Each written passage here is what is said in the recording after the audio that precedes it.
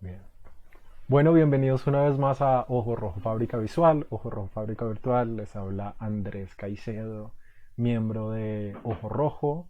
Para los que no conocen Ojo Rojo Fábrica Visual es una fundación sin ánimo de lucro, un espacio cultural, físico acá en Bogotá, Colombia, en donde discutimos, aprendemos, compartimos eh, temas de la imagen documental, de la fotografía, del video, con diferentes autores y con diferentes líneas de trabajo. Entre esas líneas tenemos la línea que les traemos a sus hogares hoy por medio de esta virtualidad, que es nuestra serie de charlas en donde invitamos autores a Ojo Rojo para que nos compartan no solamente sus trabajos, sino que nos compartan su desarrollo, cómo trabajan, cómo llegaron a producir estos trabajos y cómo llegan a estar en el lugar en el que están hoy en día y por ahí más o menos va a ir la charla de hoy.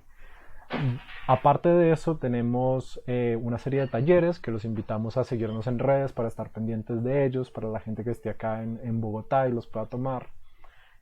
Tenemos un espacio físico para exhibiciones, en donde también tenemos diferentes exhibiciones cuando estamos abiertos. Pronto volveremos a esta nueva normalidad, entonces les estaremos comunicando cómo abriremos nuestro espacio para que puedan ir a ver las exposiciones. Y tenemos un espacio tienda y biblioteca. La tienda promocionando diferentes publicaciones de Latinoamérica y de Colombia sobre fotografía, sobre la imagen. Y la biblioteca que tiene algunos de los ejemplares de estos libros en venta para su libre consulta en cualquier momento allá en el espacio físico de Ojo Rojo. Antes de seguir con la conversación de Nader y Joffrey, que es nuestro invitado de hoy, les recordamos que en este momento, por esta época, estamos promocionando una alianza que tenemos con una feria de fotografía que va a tomar lugar, que va a ocurrir el próximo año, que es Vogue Photo Fair, pero antes de que ocurra el próximo año de manera física, Vogue Photo Fair tiene esta convocatoria que es el premio Vogue Photo 2020.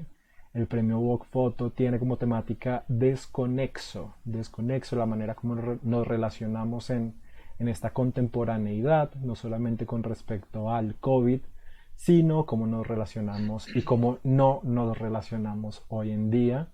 Los jurados van a ser Santiago Rueda y dos miembros de Ojo Rojo, Carolina Ponce de León y Steven Ferry. La entrada a esta convocatoria es gratuita y todas las condiciones, términos y condiciones y requerimientos y demás están en la página de Vogue Photo Fair. Entonces, invitadísimos a que la revisen, invitadísimos a que participen, que nosotros seremos parte de eso y estarán escuchando también más de nosotros y más de Vogue Photo Fair por nuestras redes. Entonces, sin más, los dejo con la conversación de Nader y Joffrey. Recuerden hacer sus preguntas, recuerden escribirlas acá y yo las iré escribiendo y moderando e interrumpiendo en la charla para poderlas hacer cuando crea oportuno. Así que, sin más que decir, ya los pongo un momento. Hola Nader y hola Joffrey. Hola, buenas noches. De nuevo, es un placer de recibir otro fotógrafo en una charla de Ojo Rojo. Hoy vamos a estar entonces con Geoffroy Guillemard, perdón, que es un fotógrafo francés que vive en México desde 13 años. Nos va a presentar varios proyectos y un poco su trayectoria en la fotografía. Y pues vamos a hablar, no olviden preguntar, hacer preguntas en el chat y así vamos a animar la discusión. Entonces, Geoffrey, te dejo un poco la palabra para que nos presenta un poquito, bueno, tu trayectoria, cómo encontraste la fotografía, cómo veniste a hacer a dedicarte al fotoperiodismo y sí, vamos.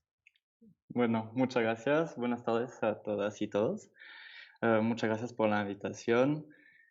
Y entonces yo soy Guimar, yo vivo aquí en México, llegué hace 13 años, llegué en 2006, tenía 19 años y aquí me quedé.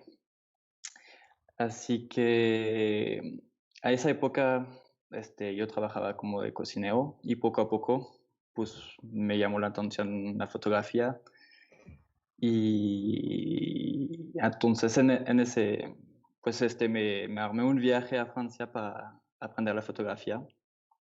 De principio con tutorial en internet y haciendo un proyecto,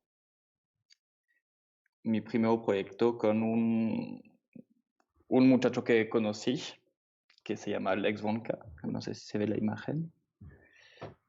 Sí, Y sí, sí. entonces empecé un proyecto sobre sadomasoquismo y del principio empecé a trabajar con él, con Lex, a hacer sesiones de retratos en su casa y aprender más sobre lo que es el sadomasoquismo. Él es artista, pintor, hace performance, hace un montón de cosas de teatro sobre sadomasoquismo. Y pues poco a poco él me llevó en mi tema, que fue de una comunidad de sadomasoquismo. Ese proyecto no lo podemos poner ahorita porque Facebook no le va Sí. a gustar mucho, pero lo pueden ver en mi página. Ahí entonces ese reportaje que me tardé 2 años para hacerlo en la comunidad de sadomasoquista en Francia, en Bretaña. ¿Sería Y posible de compartir un link, Andrés, de este trabajo en un momento en el chat? Porque sí, como es como el inicio de tu trabajo, Geoffrey. Entonces es como un momento muy importante y lastimosamente no podemos mostrarlo, pero ¿cuánto tiempo trabajaste el tema? bueno, entonces con Lex, con ese personaje, me llevó en la comunidad y para trabajar realmente con la comunidad tuve que quedarme mucho tiempo porque pues esa gente tiene mucho miedo de la fotografía y pues la gente con el sadomasoquismo es muy complicado. Como ellos mismos tienen Ujú. miedo del que les juzgan, ¿no? La visión de la gente sobre su propia pasión, sobre su sexualidad, es muy complicada a entrar, ¿no? En la comunidad. Entonces, me llevó como 2 años trabajando. Y ese tema realmente lo hice porque estaba al lado de mi casa. O sea, que el ex estaba un amigo que conocí, que estaba cerca de mi casa, la comunidad todos está muy cerca. Entonces empecé a trabajar con tiempo, a conocerlos. Y realmente Ujú. me tardé 2 años, pero realmente me tardé como 1 año y medio para tener un buen contacto con ellos, para poder empezar a hacer ese reportaje. Y poco a poco pues se armó eso y me di cuenta que pues me gustaba el fotoperiodismo. Ese fue realmente como ya decidí. Y apliqué por una beca para una escuela de fotoperiodismo, una escuela de 8 meses y para aprender bien el trabajo. Y con ese proyecto entonces fui y empecé a ver periódicos y revistas católicas, la mayoría, que me empezaron a dar trabajo y me regresé a México con un trabajo que me mandó la revista Pellegrin, que es católica, para seguir el Papa de su viaje a México. ¿Y en qué año fue?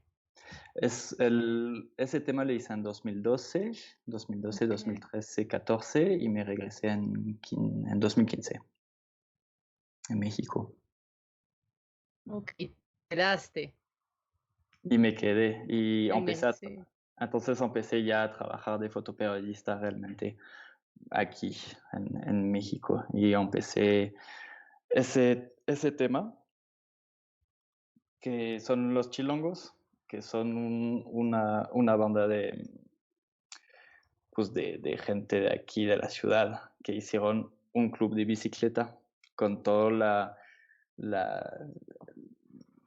toda la cultura del lowrider y de los cholos de Los Ángeles.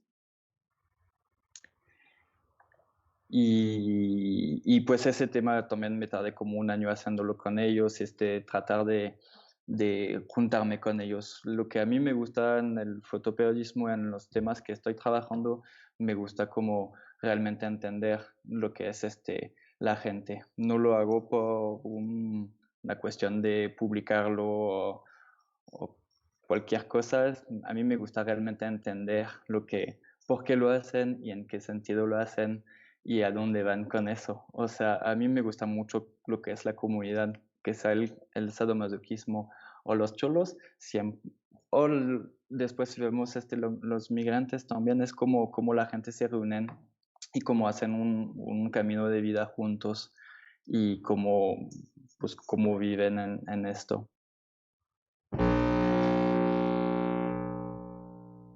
Y en este caso, ¿en qué ciudad estamos? ¿Estamos en México? Aquí en Los Chilongos ya estamos en México. Eso es un proyecto que hice aquí en la Ciudad de México. Okay. Sí. Entonces, vamos a pasar un par de fotos. El, sí, entonces empecé a ver, a conocer ellos por Facebook y dije, bueno, pues sí, sí, yo quiero conocer esa banda. Yo los quiero conocer, me llamó la atención, dije, quiero saber por qué lo hacen y todo. Y entonces esa banda, pues hicieron un club haciendo sus propias bicicletas con toda la visión de una pandilla, pero no es una pandilla, son gente de barrios complicados donde se decidieron de juntarse y de hacer un club de paz, sin drogas, sin violencia, y lograr hacer cambiar la visión de la gente sobre su cultura, que es realmente la cultura chicano, cholo, de lowrider, que es una cultura de migrantes mexicanos que llegaron en California, en Los Ángeles, y que hacían sus bicicletas, hicieron sus pandillas y sus bicicletas para poder moverse. Entonces esa cultura que se fue, pues que llegó de los migrantes mexicanos en Los Ángeles, pues ya ahorita ya esa cultura está regresando en México y los chilongos, esa banda, ese club, está tratando de juntar y de cambiar la imagen en una cosa más cultural, con su música, su vestido, su ropa y sus bicicletas. Entonces, pues visualmente es como el sadomasoquismo también, que pues por la gente que se van a ver ese tema también, es como muy impactante, son temas muy visual y que realmente lleva, o sea, hay que romper un poco las ideas que nos podemos hacer. O sea, por ejemplo, lo del sadomasoquismo es muy complicado romper la imagen que tiene en general la gente sobre ese tema. De hecho, enseñando ese tema a un montón de gente, tuve muchas experiencias muy diferentes, de gente que no lo quieran ver, de gente que pensaban que está violencia, de gente que le gustaban, y, o sea, había de todo tipo de sentimiento. Y a mí lo que me gusta es eso, es buscar más, o sea, como llevar a la gente en otras historias y realmente romper un poco lo que es en la idea de pues, que la gente se hacen de otra gente, que se hacen como fronteras entre otros, y a mí me gusta como llevarlos y decirlos, pues mira, o sea, puedes conocer esa banda, es súper interesante, muy buena gente, nomás que están viviendo diferente que tu vida, ¿no? Pero son gente muy interesante. Y con los chilongos es igual. O sea, al final pues son gente muy amables, muy buena onda, muy chistosos. O sea, yo me la llevé muy bien con ellos. Y una relación sí, que se hizo que me dejaron también, que me dio la confianza de hacer ese reportaje con ellos.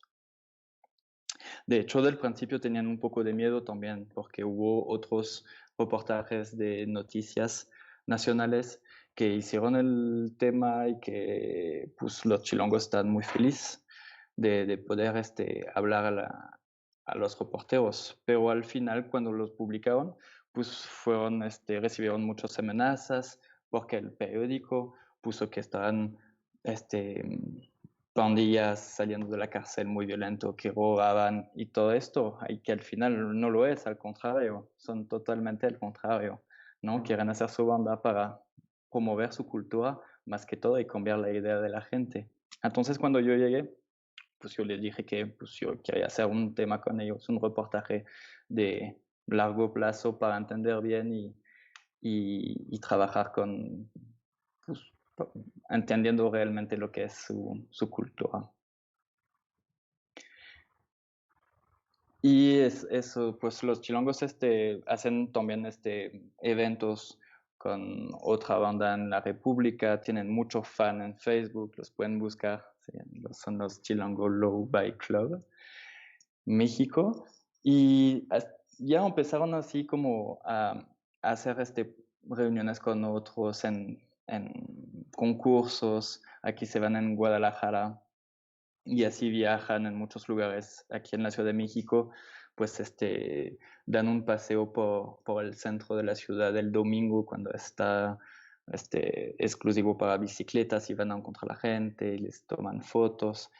Y al final, pues sí, son una banda que ya están cambiando la visión de la imagen que podemos tener de gente con tatuajes o más aquí, ¿no? En América Latina, donde ya esa banda ya da miedo, pero pues ellos están cambiando y apoyando para que la gente entienda la cultura.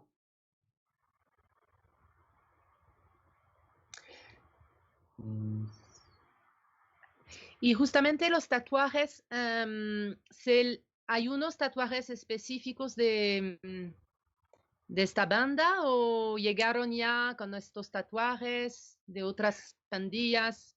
¿Y cuál es, pues sí, el vínculo con los tatuajes? Bueno, pues hay de todo, ¿no? De todos los miembros del club vienen de muchos lugares de la Ciudad de México, de Ecatepec, de Tepito, que son varios bastante complicados.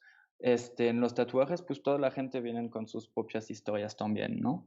O sea, que hay gente que sí hacían parte de pandilla antes y que ya no. Hay otros que nunca hicieron parte de pandilla. O sea, cada uno llega con su pasado también, que cambian, como cada gente cambia en su vida, pero no hay realmente un tatuaje por el club o la identificación del club, pues son los vestidos como con el nombre de los chilongos.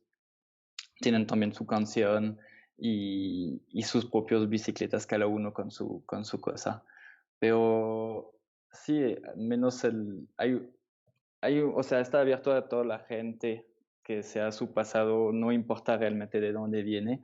Lo que quieren es como tener las reglas de convivencia que sea, o sea, no alcohol, no drogas, no violencia, y tratar un poco así como una telaraña, cambiar las mentalidades y cambiar la manera de vivir en los barrios complicados.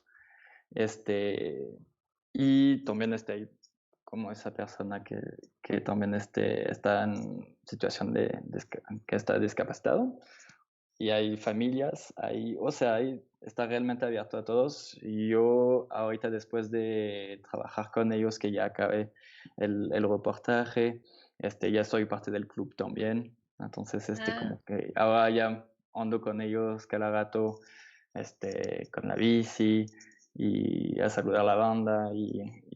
Entonces es realmente como para, sí, para que se juntan la gente y cambiar y enseñar la cultura en los riders. ¿Y cuántas personas más o menos son? Son como 50 personas más o menos.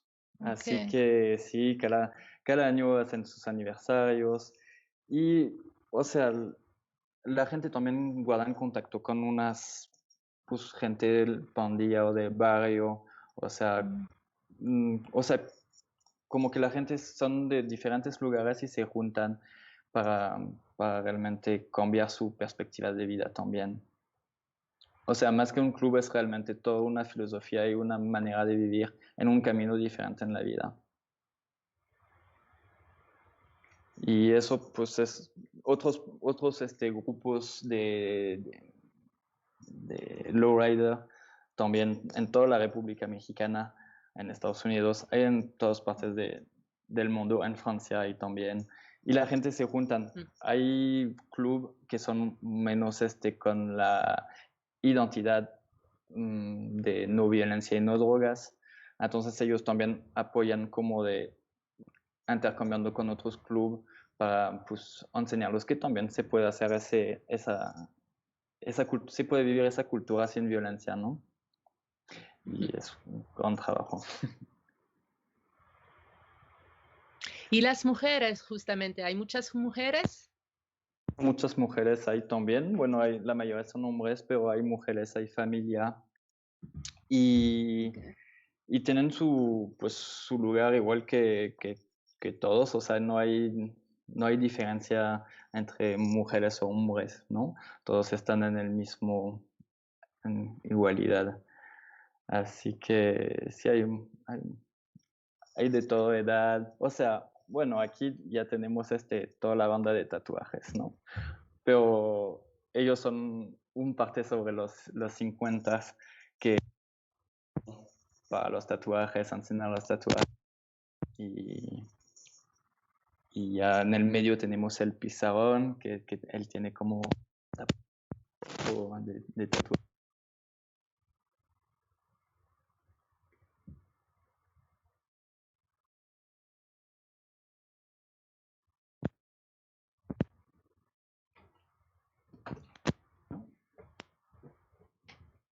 Bueno, Ahí te escuchamos perfecto. Ahora sí. ay, perdón. No sé dónde estaba. Que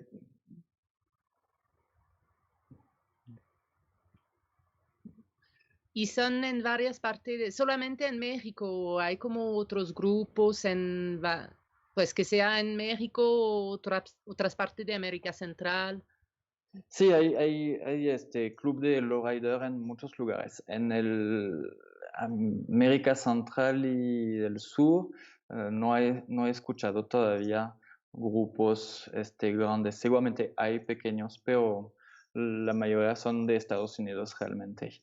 Y en México ya hay como en cada ciudad hay un grupo, bueno, más o menos grande, pero hay en bastantes lugares. Y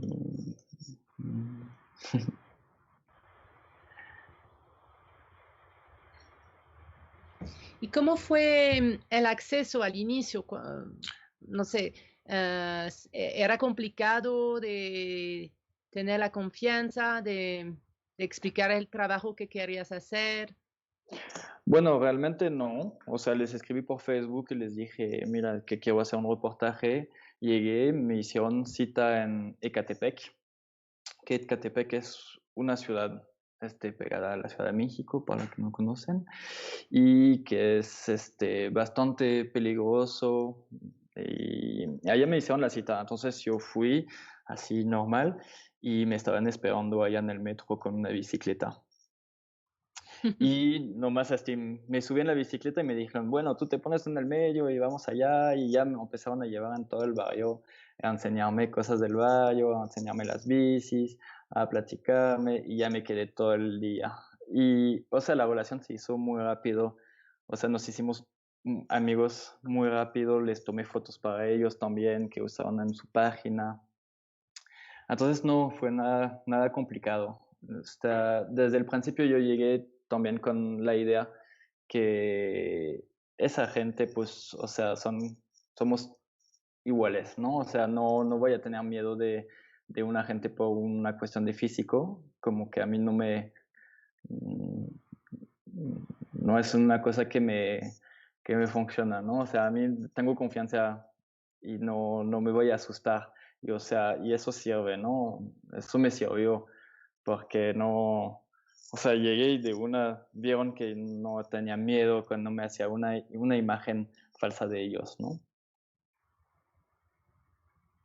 Okay. Y las otras pandillas, pues las pandillas de México, ¿cómo son las relaciones con los grupos que son que son armados, que trafican y todo? Debe ser complejo.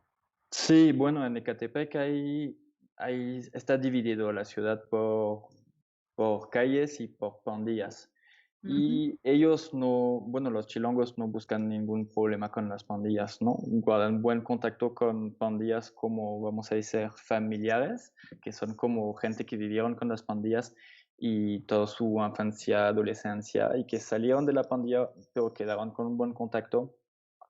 Y hay pandillas que no tienen nada de contacto con ellos y que sí, Ecatepec es una ciudad muy peligrosa y para ellos también, que hay lugares, calles donde no van. Cuando regresan ahorita en esa foto estamos en el Día de los Muertos en la Ciudad de México, y entonces dan un paseo por toda la ciudad con miles de gente, de familias de gente, porque está como un paseo de bici, y regresamos en Ecatepec como a las 2 de la mañana, algo así, y Ecatepec a las 2 de la mañana pues sí está bastante, se siente muy peligroso, y pues ellos ya le dan muy rápido en la bici para no pasar en los lugares donde saben que está peligroso, que hay pandillas y que se pueden, pues les pueden asaltar. Así pasa a veces también que les asaltan la Ujú. bicicleta o cosas así. O sea, entonces ellos toman también sus precauciones y saben realmente de dónde viene el Ujú. peligro también. Tienen sus experiencias. Ok. Y pues hacen todo tipo de trabajo también. Aquí el suaveman, que cuida los peos. O sea, hay de todos trabajos y, y eso es lo que es interesante, ¿no? Al final, pues toda la gente, todos los chilongos del club trabajan y trabajan para comprarse cosas de bicicleta que son muy caras, y ropa.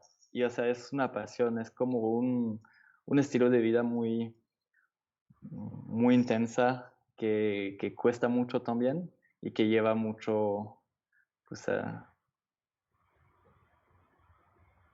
Sí. mucho dinero. Y aquí Fernando también que hace trabajos de ¿Y tu construcción. bicicleta?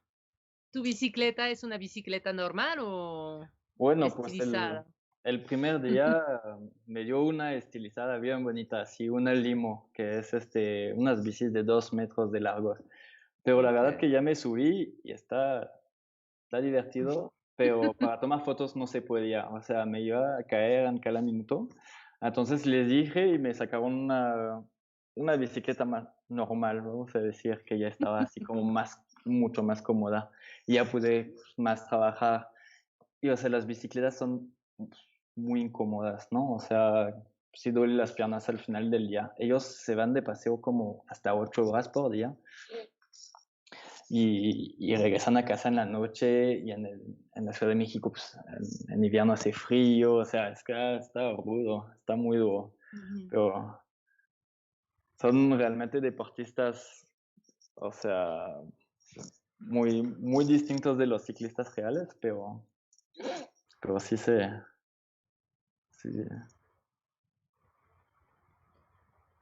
Wow. y te calan. Hay otros. Es una Devani le gusta colección esto, mucho ¿no? eso, las conexiones, sí.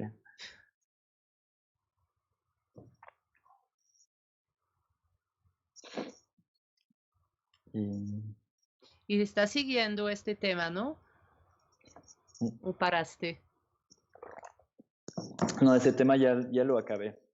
Ya lo paré. Ahorita que voy con ellos es nomás para dar la vuelta, saludar a todos, este, Ah, así tranquilo, pero sí, ya le acabé. Estuvo difícil para acabarlo porque, bueno, si vamos a hablar de las revistas y de los editores, ujú, que al final cuando ya llegué con el proyecto para publicarlo, pues había como reflexiones diferentes también. O sea, como que no se veía tanto la violencia, como que nos faltaba como de entender que ellos realmente están afuera de la violencia. O sea, que hay gente todavía que ven las fotos y que piensan que son violentos y que está muy peligroso. O sea, entonces pensé trabajar más sobre Ecatepec y sobre la violencia en Ecatepec. Y pensándolo, dije que tomé la decisión de no hacerlo para no mezclarlos ellos también es lo que es la violencia, ¿no? De ujú, tomar la posición que ellos no son una pandilla, ellos son un club que salen contra la violencia, entonces no enseñar ujú. imágenes de violencia para que no haya este, equivocación en lo que es el tema. Y, y entonces ya le acabé, ya trabajé un año y medio con ellos y ya fue publicado en Italia, en Alemania, en Bélgica, en México no se publicó, bueno, en muchos lugares no se publicó todavía y hubo su difusión, los chilongos estuvieron felices también. A mí me gusta en el trabajo documental así guardar realmente un contacto con la gente que conocí, que sea del sadomasoquismo, de los chilongos, siempre guardé mucho contacto con ellos, les enseñé cosas, cuando se publica le llevo, siempre fue como, siempre guardo la gente como amigos. Ujú, ujú. Y para mí es una cosa muy importante que me gusta, ¿no? Quedar como bien con la gente. Y cuando dices que era difícil de publicarlo, es decir, los editores buscaban un vínculo con noticias, violencias, temas de violencias, y era, porque sí, yo sé que puede ser un límite, ¿no? Es decir, no un límite, sino que nos encierran unas historias en una lógica y es muy complicado a veces de salir la historia de todas las representaciones que se hacen, ¿no? Sí, Em, totalmente. Al final o sea, que sea el sadomasoquismo que no publiqué al final. Ujú, Trabajé sobre la comunidad de sadomasoquista en Bretaña y después hice un multimedia también de una señora, Katy, que se va a retirar ajá, del sadomasoquismo y también Angel, que es una chica que hace webcam. Hice 3 temas sobre sexualidad positivas, vamos a decir que son historias positivas porque son gente que viven bien su sexualidad y nadie lo publicó. Realmente a todos les gustaban, pero nadie lo publicó. O sea, sí. tuve mucha gente muy interesada, de hecho. O sea, toda la gente se ven o le ven algo bueno, interesante, pero no lo publican. Y al final yo creo que pues en esto sí las revistas se cierran mucho las puertas en temas que pueden interesar un montón de gente y que al final piensan, no, es que el lector no está listo para ver eso, para escuchar eso, para leer eso. Y al final, pues eso es una batalla siempre para poder llevar un proyecto, un reportaje ya listo para decirlos, pues está interesante publicarlo. Y de los Ujú. chilangos es igual también, es como difícil de llevar, porque pues la gente dice, no, pues es que son malos o son buenos, o sea, en la idea, o sea, en la idea si ven nomás las fotos dicen, pues sí son bien malos, ¿no? Pero al final, pues en la historia son bien buenos. Y entonces piensan que es muy complicado también a llevarlo al lector, ¿no? Pero ¿cómo lo vamos a decir, no? Y esto es siempre una batalla para publicar esos temas. Es muy complicado. Y los chilangos sí fueron publicados en bastantes lugares al final, ¿no? Que el sadomasoquismo ni encontró ni nadie para publicarlo realmente. Ok. Entonces aquí estamos con Fernando, que está aquí a la derecha, y él allá vivió en Ecatepec toda su vida y viene a ver sus amigos que no hacen parte del club de las bicicletas, que hay unos que hacen parte de pandilla y todo, pero pues se queda con buena relación con toda la familia, que es su familia, y es base en su vida. Y esa banda igual, o sea, si hay muchos que hacen parte de pandilla, pues no quieren decir que son mala gente. O sea, al final son gente que viven en barrios complicados, con una vida difícil y, y pues hay que agarrar un estilo también, una personalidad en esos barrios para poder como, pues para poder vivir, ¿no? O sea, realmente es Ujú, como, hay que agarrar algún lugar en la sociedad del barrio para poder pues, tener vida y seguir pues, las reglas. Y Y aquí están en el funeral de uno de la pandilla, pero de la pandilla del barrio, que él lo mataron en Estados Unidos y hacen un funeral de ese, de, pues de ese miembro de la pandilla para su familia de allá. Y aquí está la Santa Muerte y las fotos del hombre que mataron allá en Estados Unidos. Listo.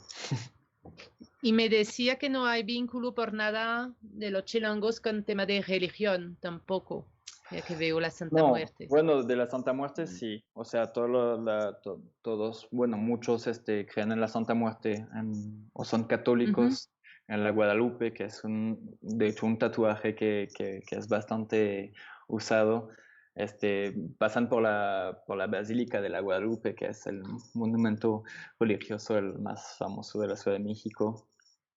O sea, pero no hay como realmente, no es como la base de su cultura o de su movimiento, pero más como realmente más la bicicleta. Y la Santa Muerte pues hace parte es religión de los barrios, Sí. que sí es muy, muy importante también para ellos. Por eso, o sea, en el funeral había nomás la Santa Muerte pues con así en el salón y toda la gente dando cerveza o cosas así. Ok. Así. Y no sé si hay preguntas sobre ese tema o algo. Andrés. Sí, sí hay preguntas, así que acá. Andrés. Hola, ya. Tengo desactivado el audio Desapareció. de Skype. No, estoy acá. Ah, hay preguntas. Pregunta, ¿qué sientes que ellos vieron en ti o que tuviste que hacer para que después de sus malas experiencias con la prensa local, finalmente te dieran ese tipo de acceso? Pues realmente no tuve nada que hacer. O sea, fue yo del principio. O sea, yo sabía que no llegaba por un día y hacer el tema, publicarlo y decir, hacerlo algo falso. Entonces, nomás fue yo y le platiqué de mi vida también, me platican de su vida y así se hizo la relación de confianza. Realmente, o sea, no fui allá a conocerlos para trabajar, yo fui allá para conocerlos y tratar de entender bien su vida y el club y el movimiento que hacen para poder hacerlo en imágenes en en el futuro. No sé si contesté. Bien, y la siguiente pregunta es, ¿cuánto tiempo le has dedicado a este proyecto? ¿Ya lo terminaste? Y si no sabes, ¿sabes cuándo estará terminado? ¿Sabes cuándo está terminado? Sí, ya le terminé. Trabajé un año y medio. Entonces hice pues bastante ida y vuelta. Yo vivía en Chiapas en esa época, ahorita ya vivo en la Ciudad de México, pero entonces me iba en camión de noche, que son 15 horas cada rato, le hice como yo creo 20 veces en el año y medio que trabajé sobre ese tema. Iba y pasaba un día, 2 días o 3 días con ello y me regresaba a mi casa, pero ya le acabé, ya está. Ahora nomás me dedico a ser parte del club y les ayudo encargado de prensa con ellos. Así que por todos los que quieran hacer reportaje con ellos, me pueden contactar. Son, le gustan mucho y es muy bueno de difundir esos tipos de, pues de acción y, pues, sí, de lucha, ¿no? De cambiar la mentalidad de la gente. Bien, hasta ahorita no hay más preguntas. Invitadísimos a seguir haciendo preguntas, pero ya se puede seguir con el próximo. Va. Entonces, como les decía, yo vivía en Chiapas, en el sur de México, y allá, pues, mientras estaba trabajando con los chilongos, trabajaba al lado de mi casa. Lo que a mí me gusta más es trabajar realmente en lo que está alrededor de mí. Y cuando hubo las elecciones de Donald Trump, de presidente de Estados Unidos, hablaba mucho de la migración de la migración que llegaba en la frontera de Estados Unidos, hablando de los mexicanos y del muro y todas esas cosas que puedo decir.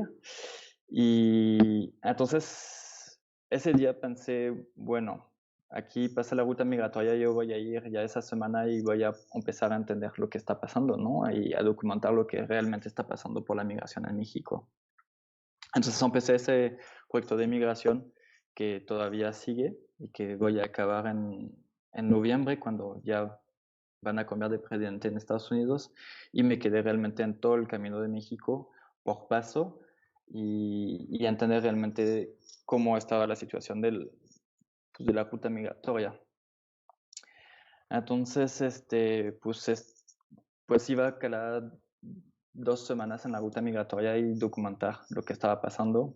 Y del principio fue muy complicado, porque hay muchos migrantes que pasan por México, pero la migración mexicana en el sur de México la están bloqueando bastante con retenes, entonces todos los migrantes tienen que pasar por el monte, por lugares muy peligrosos y por la bestia, ¿no? Entonces caminan horas, días, meses para lograrlo, subir en la bestia. Y en esa época pues no había pues las caravanas que se fueron después más documentadas, pero pues grupos de migrantes pequeños, los migrantes no se juntaban, o sea, aquí por ejemplo fueron a caminar, pero sí se juntaban porque ese lugar estaba muy peligroso, pero a veces nomás son 1 o 2 personas y cruzan, los asaltan, en ese momento se podía escuchar este ruido de machetes, de gente escondida que estaban esperando para asaltarlos. A Entonces, este momento mismo, sí, en esa dices. foto, sí. Ya, Sí, sí. ok. Entonces, en esa época fue muy, muy complicado la situación de migración, de la ruta migratoria. Los migrantes tenían mucho riesgo y al final, pues, o sea, como que pues, es realmente una situación que está pasando todos los días y que muchas veces no está documentado en el día a día. O sea, que es muy, este, ¿cómo decirlo?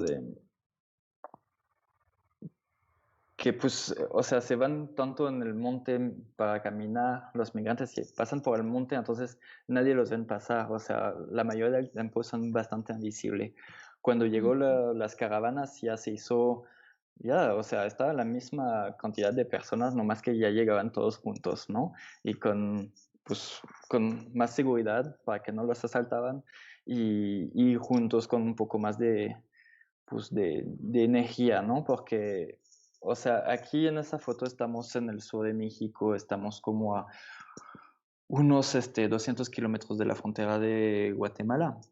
Y, o sea, les faltan todavía como más de 3.000 kilómetros para llegar a la frontera de Estados Unidos. Y hay muchos ya que no pueden ni caminar, o sea, que están muy cansados. O sea, el viaje es muy largo.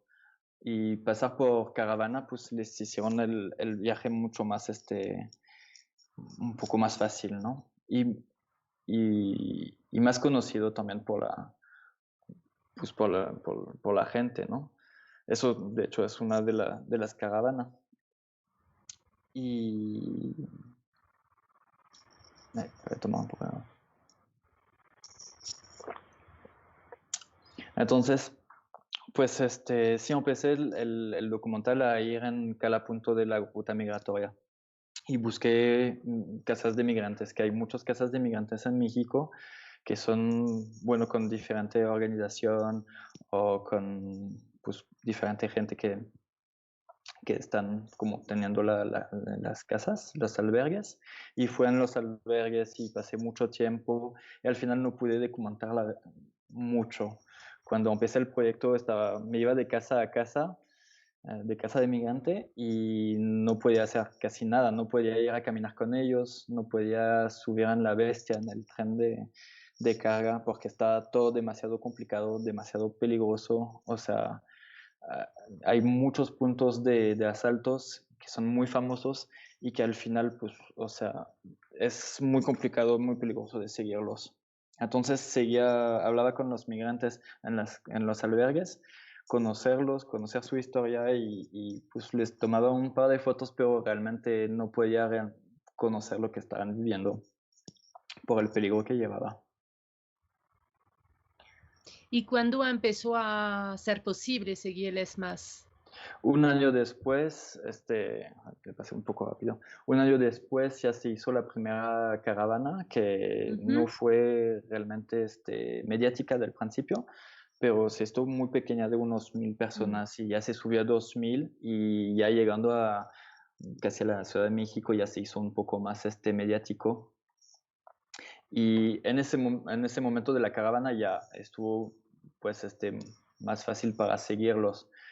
Pero antes de las caravanas, pues con contactos que tenía en el terreno, con ONG, con gente que conoce la ruta migratoria, pues empecé a echarle un poco más de ganas y a ver cómo lo podía armar, ¿no? Realmente organizarme para poder seguirlos un pedacito nomás, pero poder seguir y ver cómo estaban pasando ese camino, ese pedazo. Entonces, cuando me fui a caminar con ellos, pues ellos mismos en ese momento, en esa foto justo, pues hicieron un grupo que estaban como de 10, pues como 10 hombres y una mujer, y se hicieron en la casa de inmigrante un grupo en la noche y dijeron, bueno, vamos todos juntos, así si nos asaltan, pues ya nos podamos defender algo. Y entonces me fui a caminar con ellos un pedazo como unos 5 horas y después de allá yo pues me fui en la carretera y agarré un combi y les alcancé el siguiente día. Ellos se tardaron 2 días para hacer los 50 kilómetros que había entre los dos pueblos y allá les alcancé el siguiente día y me dijeron que cuando yo me fui por la carretera les tocó la migración mexicana pues que vinieron a cazarlos, ¿no? Y que agarraron uno Ujú. del grupo. Entonces, y después me fui con las patronas, que las patronas son un grupo de mujeres en Veracruz donde dan comida a los migrantes en La Bestia desde 96, yo creo. Y entonces me pasé también una semana, 10 días con ellas a documentar lo que ellas están haciendo. Más bien es que construí el reportaje con muchos pequeños temas sobre la ruta migratoria. Entonces hice uno en una casa de migrante, otro tema con las patronas y así iba haciendo pequeños temas en cada lugar para realmente entender y seguir la ruta. Y sí, entonces en ese pueblito las señoras tiran bolsas que son bastante famosas y que hacen un trabajo muy, muy bueno y que nunca se sabe cuándo pasa el tren, entonces los esperan todo el Mm. día, toda la noche y cuando se escucha el tren ya se van con las bolsas a dar la comida y le da un taquito también al chofer para que le da menos rápido a la bestia cuando llega. Ok. ¿Y tú subiste entonces? Y entonces sí, me subí con la ayuda de un amigo porque él me había tardado como 10 días sin lograr a subirme nunca. Y Ujú. entonces un amigo que se sube, que trabaja para una asociación, me ayudó, me dijo, bueno, vamos juntos. Y hicimos una semana más para lograr a subirnos. Y nos subimos en marcha al final para poder entonces fue muy, muy raro, ¿no? Porque pues cuando llega el tren en marcha, pues nos subimos, hay que correr y subir y pues las personas, los migrantes que estaban ya viajando en la bestia, la verdad que no los conocíamos, ¿no? Entonces estaba como de, bueno, a ver, ¿qué tal, no? O sea, a saludar todos y a ver quién es quién, porque muchas veces en la bestia pues hay asaltantes o gente que piden dinero a los migrantes para poder estar en la bestia. Entonces, pues está peligroso nunca sabe quién Arriba, en está el techo arriba. mismo. Sí, Sí, ok. sí, sí. Arriba le piden como dinero para poder viajar o Mm. cosas así. Entonces, sí, esa vez logré subirme, pero nomás como 2 horas, ¿no? Nomás el tiempo y después me fui caminando con ellos y a conocerlos un poco más. ¿Y la bestia se va hasta de dónde hasta dónde en México? Porque antes Eh, era más grande, creo. sí, antes iba de Tapachula hasta Tijuana. Bueno, hay muchos. Ujú. Después se divide en diferentes rutas. Y desde una tormenta en los años 2000 ya de Tapachula no sale. Sale como unos 200 kilómetros al norte, que se llama Arriaga, y de allá sale. Pero no es fácil de subirse porque, pues, cada lugar donde sale la bestia hay la migración mexicana que paga el tren y que, pues, tratan de agarrar a los migrantes, ¿no? Al final México está deportando más migrantes que Estados Unidos. Y entonces es siempre pues, muy complicado para subirse y toman mucho riesgo la gente para subirse. Mm, una segunda vez que me subí, el tren llegaba pero se paraba. Pero todos los migrantes como que no sabían si se paraba o no, pues se empezaron a correr y toman un montón de riesgo porque o sea, cuando pones el pie en la plataforma está justo al lado de la rueda, ¿no? Entonces muchos acaban con amputación de miembros. Y es el tren de la muerte, lo llaman así, ¿no? En el techo se mueve un montón también, es muy peligroso, la gente duerme y se ponen cinturón para no caer, porque pues te caes de unos 3 metros y sí hay mucha gente que pierde su vida en ese tren, en ese camino. Ya. Y a veces, bueno, aquí es una caravana y a veces esperan días para que sale el tren, nunca se sabe cuándo pasa, dónde Mm. está, pero pues los migrantes sí ganan mucho tiempo pasando por el tren, pueden cruzar el país realmente más rápido porque se cansan pues, de caminar, se cansan un montón y se desesperan mucho también del camino. En el tren ya por lo menos está peligroso, pero lo prefieren para irse más rápido. Aquí es un campesino que regaló una vaca que que se murió en su campo y entonces llamó a la casa de migrante y les preguntó si querían comer carne. Y le dijeron que si querían, pues que se llevaban el machete y el cuchillo, que ya se podían cortar unos pedazos en su campo y hacerse taquitos. Y en esa época, eso fue antes de las caravanas, que la gente habitaba a los migrantes a comer en su casa. O sea, había pueblos donde estaban organizados para recibir a migrantes. Había, bueno, esa pareja llegó en el pueblo y estaban los únicos y ya un habitante le daba hospedaje y otro habitante le daba comida y cada día se cambiaba de turno en el pueblo. Había realmente un apoyo como civil con la gente, con los migrantes, que después, bueno, con la caravana hubo muy diferentes reacciones después de la gente en el camino. Cambió mucho, mucha gente pedía dinero a los migrantes cuando pasaban. O sea, está, cambió bastante o sea, y cada vez con la política de Trump se veía el cambio en la ruta migratoria mexicana. O sea, en cada política que él podía hacer o presión sobre México, pues después en la ruta migratoria se veía la diferencia que vivían los migrantes. O sea, que realmente tenía un impacto sobre la vida de los migrantes en el camino. Una pregunta, cuando empezaste la historia era justo al inicio del mandato de Trump. Sí, ¿Qué estabas pensando documentar de la migración a este momento y ahora que estamos al fin, qué estás documentando? Es decir, ¿qué fueron los cambios en tu manera de pensar el proyecto también? pues cuando lo empecé, eh, bueno, yo quería ver realmente de lo que se trataba, ¿no? Y, y yo creo, o sea, la situación está muy complicada y sigue muy complicada. O sea, realmente Ujú. no ha cambiado nada.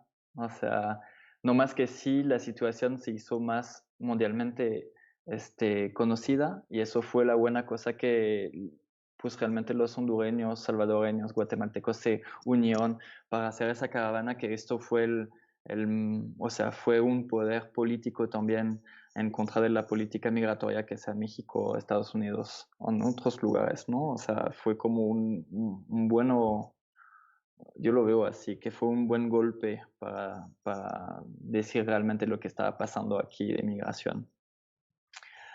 Y yo del principio pues fue una ruta migratoria para documentar los centroamericanos que venían por acá, porque realmente quería como llevarle la información pues en Europa o en Estados Unidos, mandar que pues lo que estaba diciendo el Trump, que estaban mexicanos que cruzaban la frontera, pues que estaba mucho más complicado que esto, ¿no? Que nomás estaba así como todos los mexicanos cruzan la frontera, que no, pues hay migrantes en muchos lugares, hay migrantes de todos lados, con todas situaciones de violencia, de economía, y que al final, pues eso, toda esa gente se tiene que ir por su vida. Y realmente ahorita que lo voy a acabar, vamos a ver qué está pasando ahorita en la frontera norte de México. Y eso quiero documentar ahorita para saber cómo va el cruce de frontera y la situación. Pero realmente nada ha cambiado, más que la situación de los migrantes se hace más complicada y más, o sea, tienen menos energía, o sea, encuentran menos soluciones, al final se desesperan mucho, que, pues, que están viviendo la violencia y que al final no hay lugares donde los quieran realmente darle la bienvenida, el pedido de asilo, ¿no? Y entonces eso hizo que se hace todo más complicado siempre.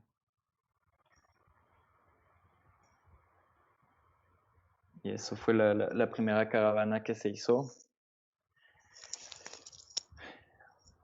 Muchos hondureños. La primera caravana era de hondureños, ¿no? Sí, De bueno, gente de... había de Salvador también y poco de Guatemala, pero realmente se hizo en Okay. Tapachula y poca gente del principio y ya, o sea, en el camino hay muchos migrantes que estaban esperando, ya después se da la voz y se pasa la voz y ya mucha gente estaba esperando que pasara para juntarse y hacer el camino mucho más seguro. De hecho, esa caravana estuvo muy interesante porque pues realmente conocí toda esa gente así con un lado de felicidad, que estaban compartiendo, se estaban conociendo, había familias, había parejas y, o sea, todos ellos están compartiendo su historia y, o sea, había como, o sea, está difícil, ¿no? Está muy difícil lo que están viviendo, pero había como algo muy positivo con ellos. O sea, había como una alegría, así como de ahí vamos, ya vamos por Estados Unidos, vamos todos juntos. Había como algo muy fuerte. Que antes de la caravana, pues las personas que conocí, que ya están nomás a unos kilómetros de la frontera de Guatemala, y todos estaban llorando y sufriendo mucho de que se sentían solos y desesperados del camino. Y entonces esa caravana le dio a toda la gente como algo como decir, pues no soy el único, si hay esperanza, si podemos hacer algo, si podemos mover las cosas, si podemos ir adelante, ¿no? Y eso fue muy impresionante de ese movimiento, esa organización. Y esa foto pues fue el año pasado que se armó una caravana y pequeña caravana y al final los sacaron pues el gobierno mexicano los puso la migración y se llevaron como 200 en un autobús. Y ya, o sea, esa caravana no fue nada de alegría o de juntos, todo lo que pude decir en la otra caravana.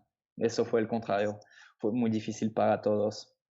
Se sentían así solos, no había periodistas, nadie sabía que estaban haciendo una caravana y al final pues los dispersaron un día por el otro y todos se fueron por el monte en peligro, ¿no? Y había muchos niños, muchas familias y eso fue la situación del año pasado, que al final el gobierno mexicano no quiso dejar pasar a las caravanas y nomás le iban mandaban la policía migratoria con autobuses gigantes y a los agarraban por, para darlos más miedo todavía de lo que tenían, ¿no? Y dormían allá en el piso y, o sea, es muy, muy complicado situación del año pasado.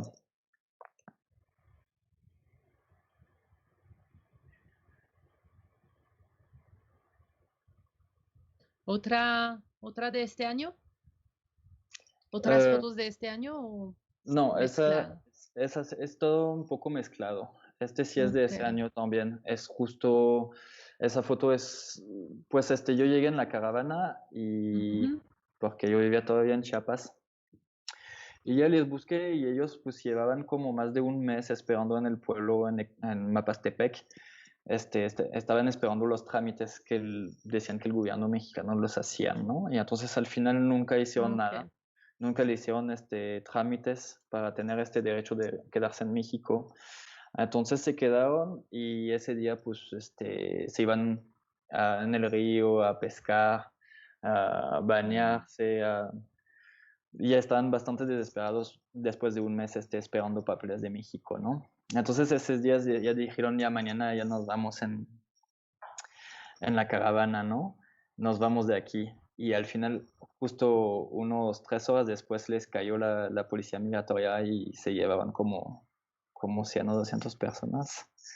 Ok. Y no, o sea, yo estaba siguiendo ese grupo, como que me llevaba bien con ellos, y al final nunca los encontré de vuelta. O sea, ya desaparecieron en el monte todos.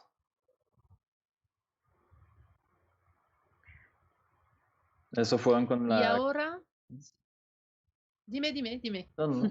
¿Vas a ver? Bueno, estaba pensando ahora con la crisis del COVID, ¿cómo fue la ruta migratoria desde marzo? Es decir, si continuó de ser, pues si hubo gente todavía en las rutas intentando llegar a la frontera, al menos quedarse a la frontera, o todo se paró como en toda parte del mundo. Bueno, yo realmente no, pues me quedé a casa, ¿no? Estos Sí. 5 meses. No fue Ujú. en la ruta migratoria, igual sí quería ir para documentar, pero no quería tomar ningún riesgo de poner a alguien en peligro con el COVID. Además, con la comunidad pues, de las personas migrantes, Ujú. no quería ni tomar riesgo de llevar el COVID y de enfermarlos, pero yo supongo que sí sigo la ruta migratoria. Y sí, pues en el norte de México hubo un campamento en Matamoros de gente que están esperando asilos también, con situación muy complicada. Seguramente también que se frenó un poquito, me imagino, pero no fui a documentar, no fui a investigar Ujú. lo que estaba pasando. Me gustaría, pero por Sí, pues, claro, es sí, complejo. sí. Pero era como, sí, curiosidad de saber si había noticias, no sé, porque todo, efectivamente, nosotras estábamos en casa sin poder salir al menos de la ciudad, así que era complejo para hacer Sí, cualquier realmente no vi documentar, tampoco nada de noticia informar. porque no vi Mm. nada de noticia, bueno, muy pocos, pues también todos los periodistas están sobre el COVID y no sobre tampoco la ruta migratoria, Ujú. ¿no? Hay gente, sí, claro, que trabajan siempre en la ruta migratoria y que trabajaron ahorita en el COVID, ¿no? Hay muchos casas de migrante también que cerraron el acceso a los periodistas o a toda la gente de afuera, nomás se quedan los migrantes para protegerlos. Veo en Ujú. Tijuana así pasó, en muchos lugares así como trataron de proteger bastante la gente del COVID. Pero sí, yo no fui a documentar esa parte. Por protección, bueno, por responsabilidad, que la verdad que me hacía cosa de viajar y de poder afectar. O sea, si yo me afecto es una cosa, pero si afecto las personas con quien ando, pues de reportaje, los migrantes, o sea, se me hacía algo muy peligroso. Entonces mejor no ir. Pero, Sí, sí, te entiendo. Eso es en la casa del migrante de la 72, que es en Tabasco, en el sur de México, en la frontera de Guatemala, con Guatemala. Y esa casa se llama 72 por el masacre que fue en 2010 de los 72 en Matamoros, que encontraron 72 migrantes muertos, asesinados, y que todavía no hay justicia sobre esto, que acaban de Mm, cumplir los 10 años. Y esa casa de los 72, la casa de migrantes, es bastante grande y es muy importante para los migrantes. De allá sale el tren también. Y la gente se puede quedar 3 días o un poco más. Y es realmente un lugar seguro para ellos. En muchos lugares en México hay muchas buenas cosas así. Muchos lugares donde están seguros, donde los dan comida, donde los apoyan con trámites. Y es bastante, hay muchas organizaciones en México, que es también un buen ejemplo para otros países.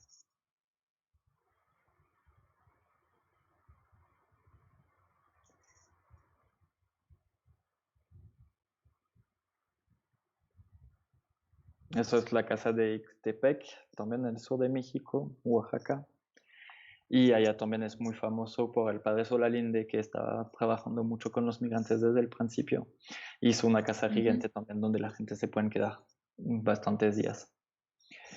Y, y pues sí, o sea, al final pues, mi visión cambió bastante poco a poco con lo que aprendí con ellos, con todas esas personas con quien platiqué, ¿no? Aprendí más de la situación de Honduras, que yo fui en Honduras, pero hace como más de 10 años. O sea, de aprender todas esas historias me hizo cambiar mucho pues la mentalidad de darme cuenta de realmente en qué punto la gente puede vivir y a qué punto ujú, te vas de tu casa, ¿no? A qué punto te llevas a decir, bueno, ya me voy, ¿no? Y me voy en un lugar donde no sé. O sea, todos no saben a dónde van, ¿no? Nunca saben cuándo van a llegar, no saben si van a llegar, no saben qué va a pasar. O sea, de día por día nunca saben, ¿no? Y poco a poco, pues mi relación con todos, porque conocí muchos, pero se hizo más rápida, amigable también, mucho más rápida. O sea, la relación se hizo más rápido del principio, ya no sabía, ¿no? No, pero poco a poco ya entendía como lo que estaba pasando en su país, lo que estaban pasando en la ruta, ya conocía la ruta, entonces ya me hacía amigo mucho más rápido. Y ellos también ujú. se sentían mucho más cómodos rápido conmigo, ¿no? Y sí me cambió mucho las percepciones.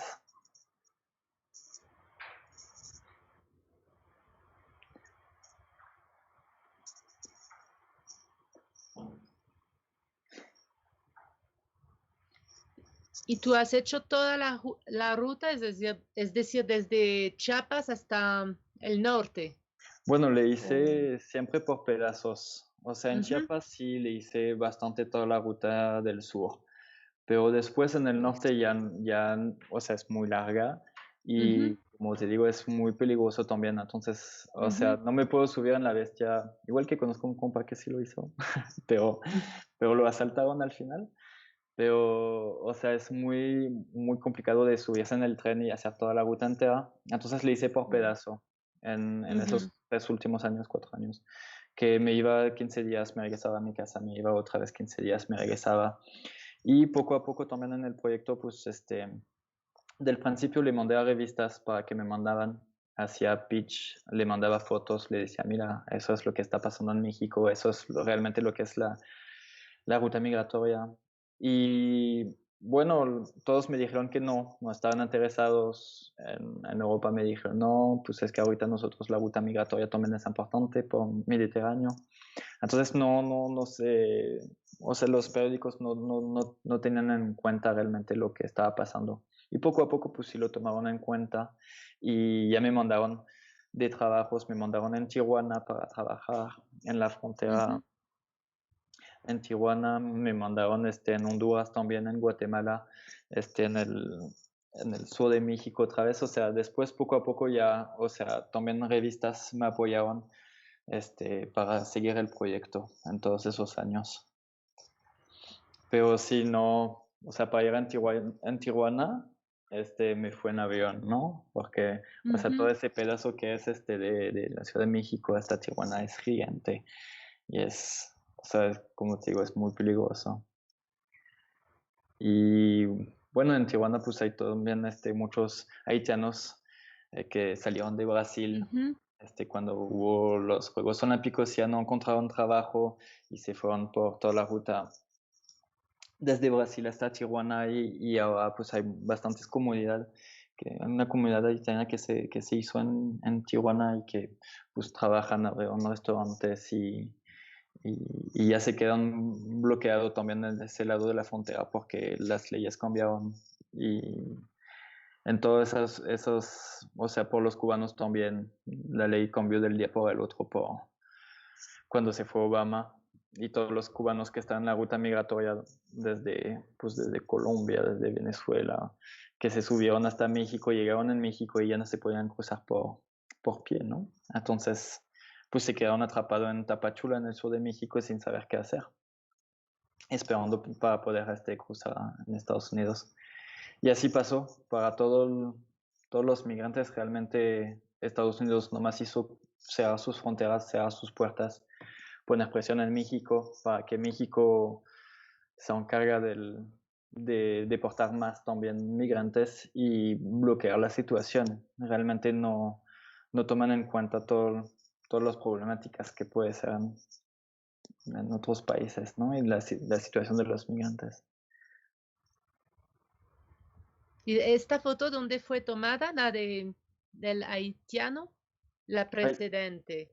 Allá en Tijuana.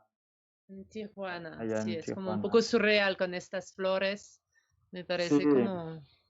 sí, en esa época estaban viviendo en una iglesia en el Valle del Alacrán, se llama el lugar, que no es el mejor lugar para vivir, la verdad, pero pues allá hay una iglesia donde les dio un hospedaje y, y pues o sea que sí encontraron bastante trabajo, o sea, hubo una integración muy, o sea, muy rápida para toda esa gente que encontraron trabajo.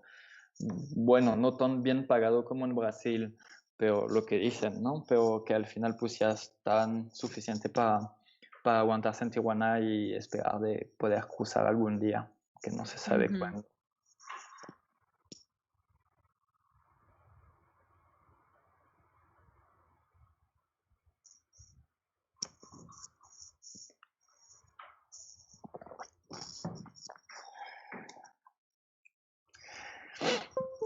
Entonces eso es la caravana con muchos niños que pues que caminaban en la caravana, caminaban mucho. O sea, se hacían 20 kilómetros, 30 kilómetros por día.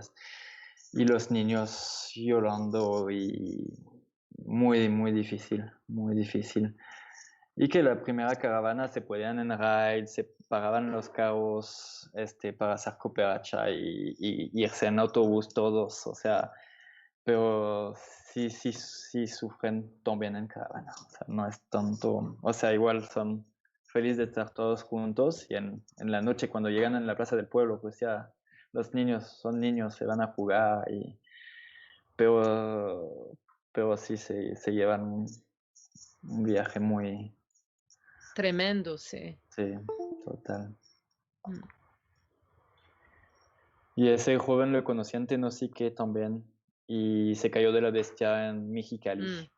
Entonces, lo amputa, bueno, o sea, se cayó y se le cortó la pierna y se regresó a Honduras y al final dijo, bueno, pues no, o sea, si me quiero echar no, yo no me quiero quedar en Honduras. Entonces iba de camino de regreso con nomás una pierna. Con una pierna, es decir, tenía como...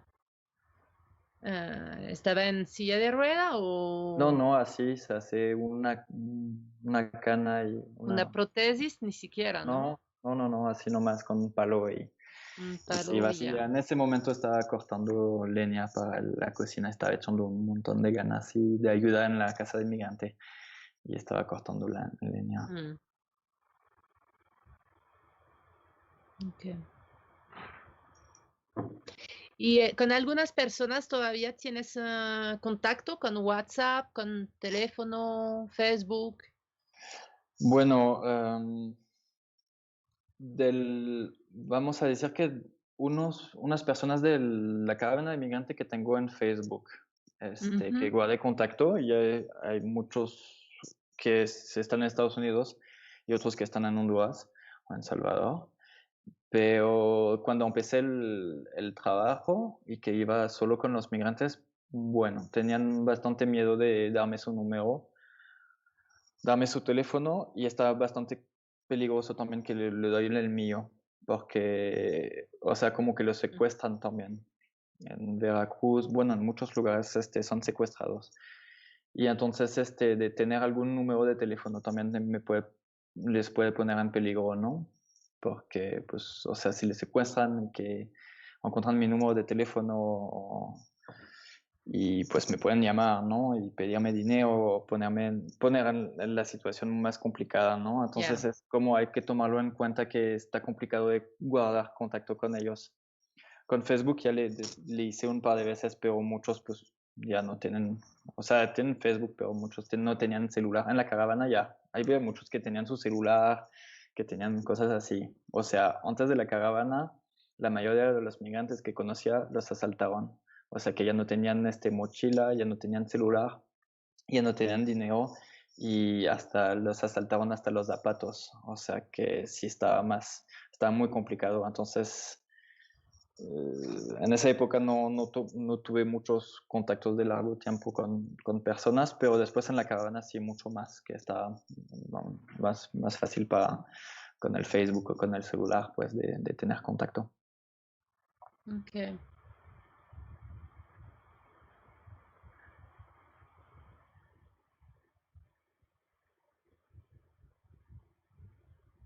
Pues no sé cómo vamos en el tiempo.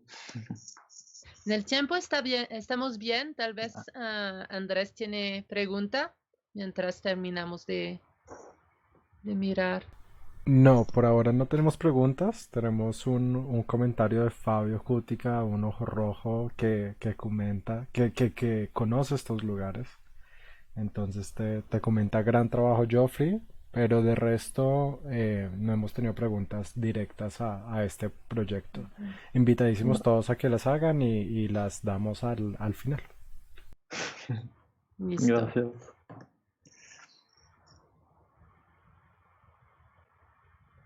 Sí.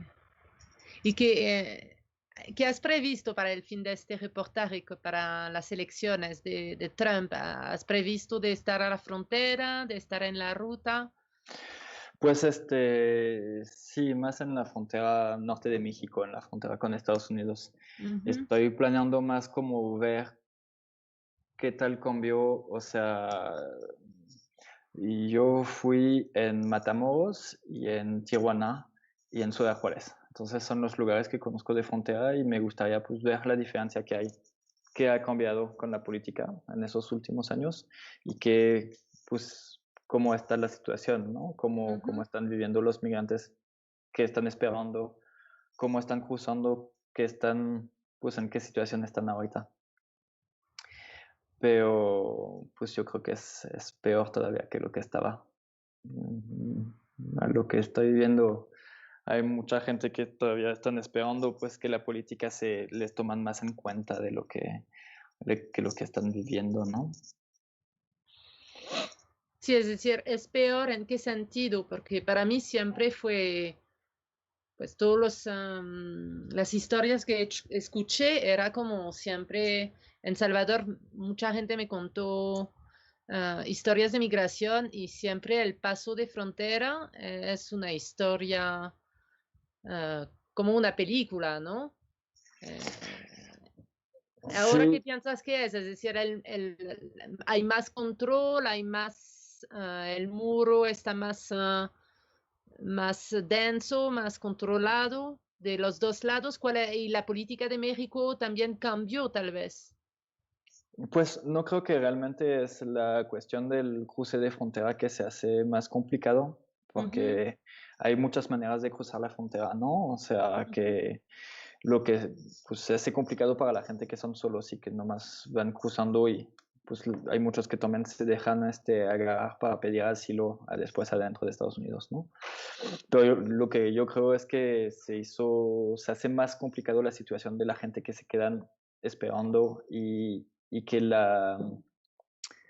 ¿cómo podemos decir? Como la esperanza, ¿no? Es como el ánimo, ¿no? Es como, ya salí de mi país, ya estoy viviendo, ya crucé todo México y ahorita estoy esperando del otro lado y no me quieren. Y no me quieren y el presidente siempre, de hace años, está diciendo que no nos quieren, ¿no?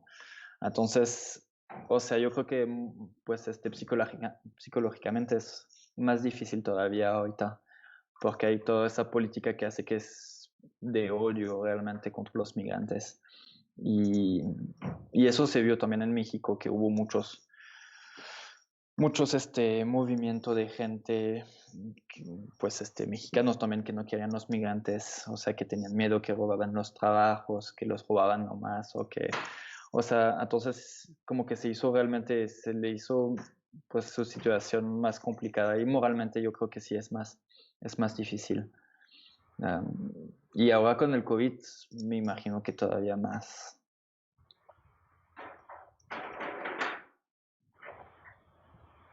¿Cuándo vas a regresar? ¿Pronto? Supongo, porque Por ya estamos. el 4 de noviembre. Sí, Sí, ok, sí, el día de las elecciones. ok. Y a ver qué ¿Qué va a pasar sucede? Sí. allá en Tijuana. Ujú. Preguntas. ¿Ya hay Muy preguntas? bien. Súper.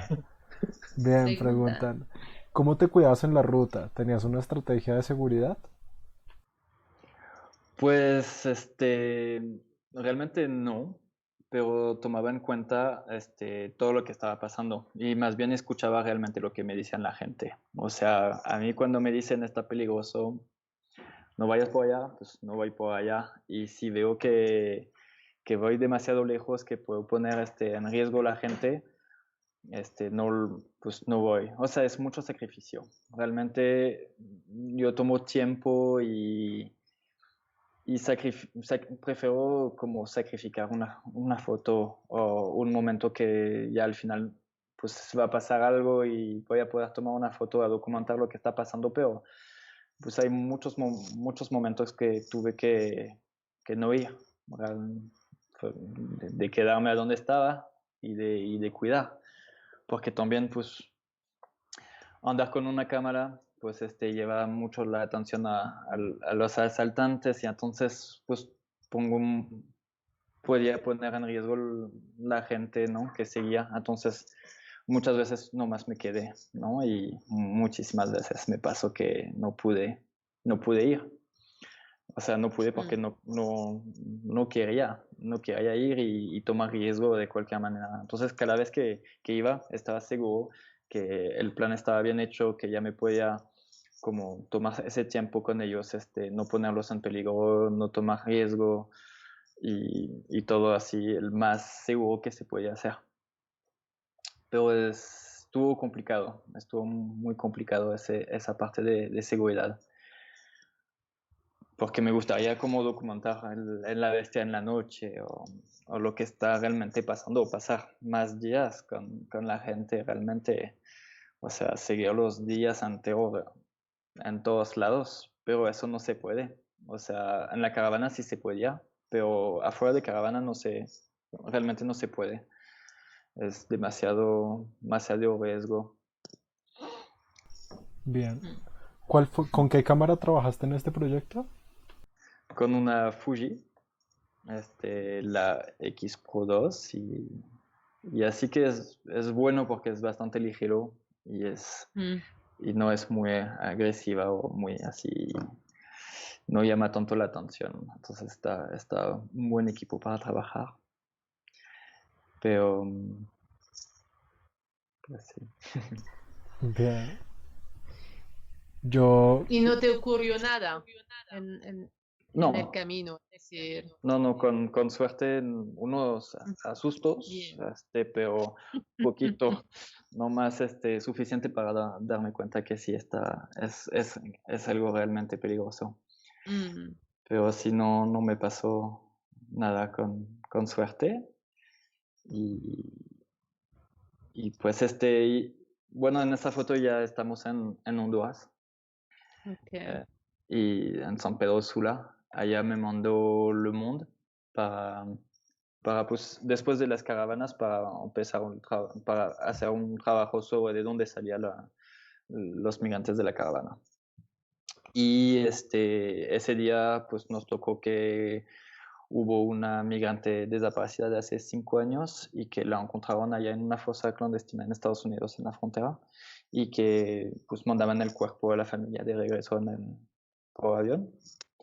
Y bueno, con suerte Estados Unidos dejó lo que quedaba del cuerpo en un ataúd. Normalmente Estados Unidos queman los cuerpos para que sea más práctico a mandar a la familia y que cuando son quemados la familia no pueden realmente saber si es la persona, no pueden hacer ADN.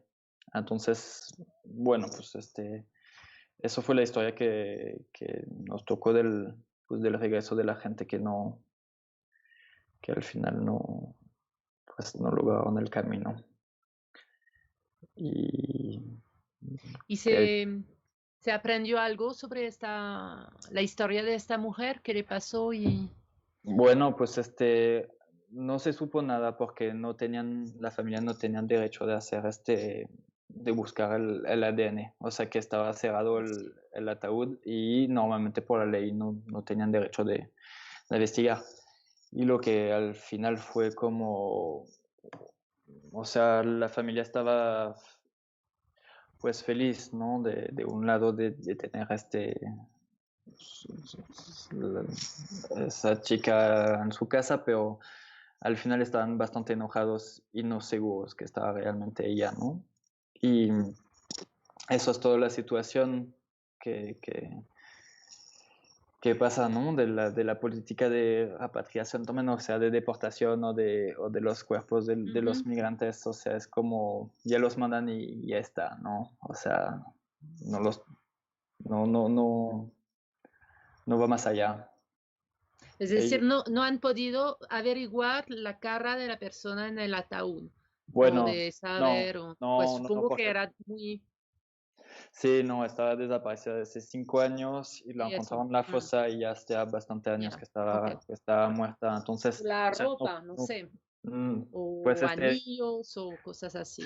lo que le mandaron, fueron unos huesos, no más. Entonces la familia se quedaban así como de bueno, pues, y eso es una historia que pasa mucho, o sea, el tema de la desaparición de los migrantes en el camino, que sea en Estados Unidos o en México, es gigante y muchas familias se quedan sin saber nunca nada de lo que pasó. Sí, Sí.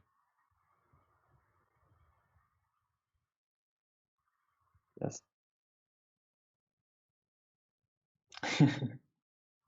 sí, ya no hay fotos. Ya, listo. Sí, es una última foto que lleva muchas preguntas sí, sobre lo que pasa con los desaparecidos, sí. Ujú.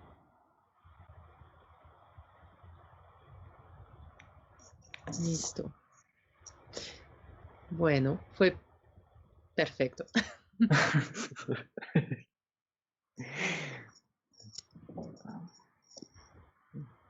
No hay Y más ahora tus proyectos, ¿cuáles son tus proyectos? ¿Tienes otras historias en camino en México? Bueno, ahorita estoy trabajando sobre la violencia en México, que van diferentes Ujú. em, temas. Y de hecho ahí vamos a poder poner el video de un Ah, tema sí, que ¿verdad? hice al principio del año, que fue seleccionado Ujú. en el Sony Award y que es sobre un panteón en, en Culiacán, Sinaloa. un panteón de la mayoría narcotraficantes, donde hacen casas gigantes. Y pues sí lo podemos poner. Podemos. Ya. Andrés.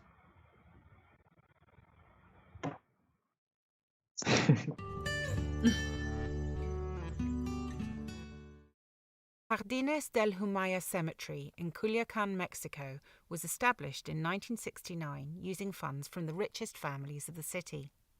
Over time, Culiacan became a hotspot for drug dealing and was the birthplace of the Sinaloa cartel, today considered the most powerful drug trafficking organization in the world. Members of this cartel took over the cemetery, building luxurious tombs and altering the appearance of the place dramatically. Much like the tombs built for the Egyptian pharaohs, these mansion-like structures contain personal items belonging to the deceased. For added luxury, many of them include modern amenities such as air conditioning, solar panels, satellite TV, and Wi-Fi. Some of these tombs are estimated to be worth millions of dollars.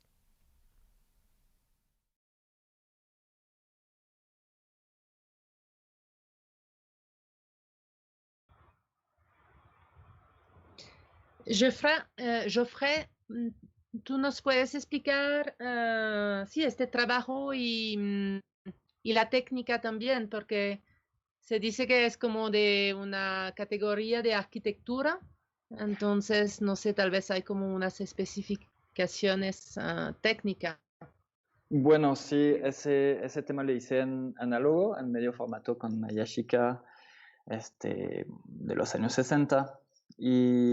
Y lo que quería hacer es como más realmente como de un lado arquitectura, de cómo es la construcción de esas tumbas que son gigantes como casas. Unas están hasta $500,000, tienen wifi, tienen aire acondicionado, tienen televisión, salón, refri, o sea, tienen todas las cosas que tiene una casa. Y entonces no quería realmente enseñar lo que estaba dentro, pero más como imaginar lo que es desde afuera. Y bueno, pues es un lugar que no es muy fácil de tener acceso y que eso me tomó un poco de tiempo para tener el acceso y tener suficiente tiempo también para trabajar, porque pues esa cámara pues no se puede ir así como de rápido, tomo mis 2 fotos y ya me voy. Estuvo como tomar tiempo y cambiar de rollo. Y entonces me la pasé allá en el Panteón un par de horas para poder hacer esa serie. Y es un panteón único en México, donde todos se juntan, pues, o sea, son en cada esquina una tumba, una casa gigante de narcos, que unos son famosos y unos quién sabe quién son, que no tienen ni nombre en la tumba. Hay otras tumbas que de hecho son hasta, pues que ya no, o sea, que son casi destruidas, que los dejan, ¿no? Porque el narco ya no tenía dinero para pagarlo, otras historias, ¿no? Pero hay también ruinas de tumbas de narcos y hay nuevas así gigantes o el Taj Mahal, ¿no? Que también y hay todo tipo de arquitectura muy, muy diferente en ese lugar, que por eso pues después apliqué en ese concurso con la tema arquitectura. Ok, pero no tenías un lente especial para las No, para nada. perspectivas y todo, ok. No No, tenía de esta hecho la duda. cámara esa no se puede cambiar el lente o sea, no se puede hacer nada. Ah, ya. ¿Y alcanzaste a hablar con unas personas de las familias de estas tumbas? No, la primera vez que fui, según contacto había como familia del Chapo, o sea, se ve la familia, se ve la gente llegando, pero no se puede hablar. O sea, Ya. sí, hay que tener cada uno a su lugar.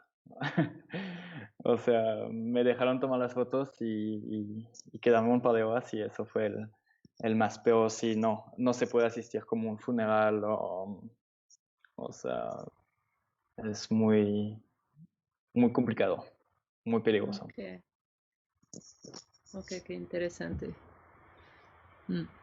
Y es solo como en este cementerio, es decir, no es en todo México o en otros países, no lo escuchaste esto, ¿no? Bueno, así un panteón entero, no. Eso es muy específico Ok. de Culiacán, pero sí hay lugares donde hay tumbas narcos grandes, en pueblitos o en Guatemala escuché también que hay unos, o sea, sí existe en otros lugares, pero así juntos, todos juntos es muy específico de allá y muy interesante sobre la sociedad y Ujú. sobre eso que llaman la narcocultura, ¿no? De cómo se puede, cómo asumir esa parte de la violencia en cosas muy visual para los otros, ¿no? Como de poner adelante pues el dinero y toda esa onda. Okay. Es como muy chistoso porque hay como construcciones modernas y otras como el Taj Mahal y otras más Sí, católicas, hay sí, de todo, como sí, cada uno su gusto. sí, qué locura.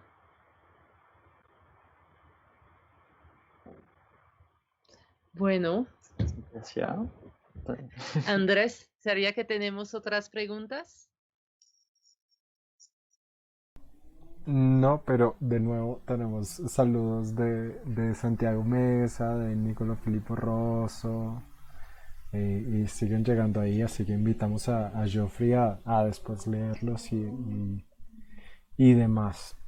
Lo que sí tenemos preguntas desde un principio, si quieren las puedo hacer ya de una vez desde un principio, y también preguntas por interno sobre el primer trabajo que no mostraste, este de Ujú. BDSM Friends, en el que preguntaban primero por una pieza multimedia y también por internet preguntaban de qué manera te relacionaste con este trabajo y me gustaría simplemente preguntar también porque se ve que haces un trabajo de inmersión tanto con los migrantes como con los chilangos. ¿Cuál es tu proceso de inmersión en cada uno de tus trabajos?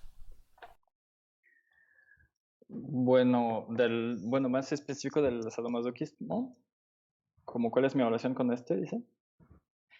Va, pues sí, la verdad que bueno, me quería más hablar de ese tema porque es mi primer tema y me gustó mucho trabajar con ellos, de, de esa cosa de inmersión y realmente de entender lo que estaba, pues la sexualidad, ¿no? Y la vida de esa gente. Bueno, aquí no lo podemos poner, pero a mí fue como en ese momento que entendí realmente qué es lo que me gustaba. Me gustó entender una cosa que es como, pues que todos tenemos, ¿no? Todos tenemos una sexualidad, todos tenemos una vida sexual, pero todos la vivimos diferente. Y, o sea, me dieron la oportunidad de entender y de documentar lo que ellos hacían y eso fue como muy fuerte, ¿no? Muy, muy interesante y me dio como, mm, me abrió más la mente sobre lo que es el documental y cómo podamos, el, pues la fuerza que tenemos también que podamos llevar, ¿no? Cambiar la visión que tenemos del sadomasoquismo, por ejemplo, que pues mucha gente van a pensar que son locos, que son enfermos o que tienen problemas. O sea, yo escuché muchas discusiones sobre esto y mucha gente no les gustan, ni al final ni saben lo que es realmente, ¿no?